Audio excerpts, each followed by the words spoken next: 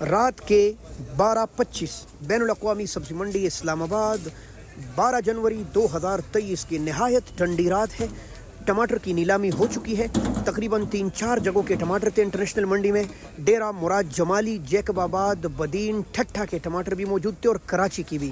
سامنے ہم کھڑے ہیں ڈیرہ مراد جمالی یعنی جیکب آباد کے ٹماٹر کے۔ بھائی السلام علیکم، کیا حال ہے آپ کا؟ ٹھیک ہے ماشاءاللہ ماشاءاللہ۔ ٹماٹر کی گریڈنگ کر رہے ہیں؟ اچھا، یہ کہاں کے ٹماٹر ہیں؟ مراد جمالی کے؟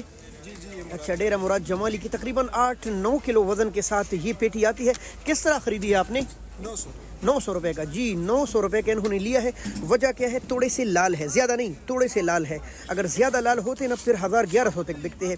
عام جو ریٹ تھا وہ 650 سے لے کر 750 روپے، 850 کچھ 800، لیکن لال ٹماٹر اکا دکا 1000 روپے تک بھی گئے ہیں اور میں نے سنا 1100 کی، لیکن وہ 1-2 لاٹ۔ عام ریٹ یہی تھا کیونکہ ٹماٹر آ رہے ہیں کچے۔